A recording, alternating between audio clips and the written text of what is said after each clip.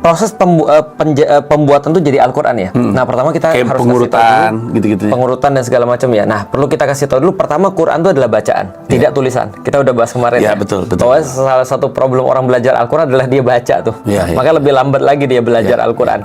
Nah, karena dia itu dibaca dan dihafal, maka para sahabat tuh nggak ada bentuk tulisan, kecuali dikit banget.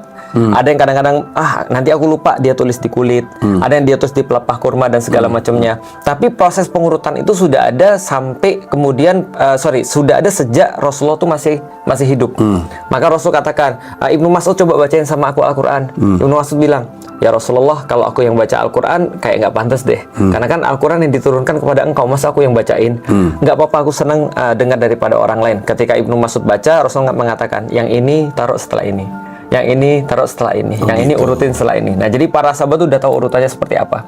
Nah, setelah terus kemudian Rasul wafat, baru dimulai proses untuk penulisan Al-Quran atau dokumentasi Al-Quran. Nah, itu dimulai pada zamannya Abu Bakar, lalu mulai selesai di zamannya Utsman bin Affan. Makanya aku tambahin sedikit informasi, maka mushaf yang kita tahu sekarang namanya mushaf Utsmani atau mushaf lembaran-lembaran yang dibuat pada masa Utsman bin Affan. Nah, ini basic ya. Berarti juz itu definisinya apa dan penentuannya gimana? Soalnya Ustadz, ada surat nembus juz.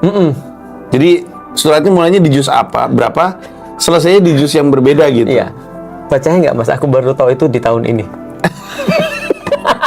Iya loh, Ustaz. Maka aku juga belajar kan ya. Artinya aku juga tidak mengklaim paling tahu, dan aku juga belajar. Ternyata aku juga baru ngerti, Mas. Juz itu ditentukan karena orang zaman dulu tuh nggak bagi juz. Juz secara makna bahasa adalah artinya bagian.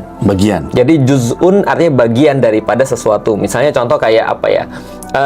Ini bab 1 adalah bagian daripada buku ini. Itu juz itu artinya bagian. Orang-orang zaman dulu, Mas, mereka punya semacam kayak ritual untuk membaca Al-Quran, dan mereka usahakan agar Al-Quran ini bisa diselesaikan misalnya dalam waktu 1 bulan. 1 bulan ada 30 hari misalnya. Maka dibagilah Al-Quran tuh berdasarkan hari-hari yang mau dibaca.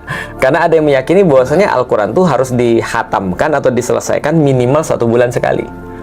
Maka ada yang meyakini, tapi ya tentu saja belum tentu bisa dilakukan.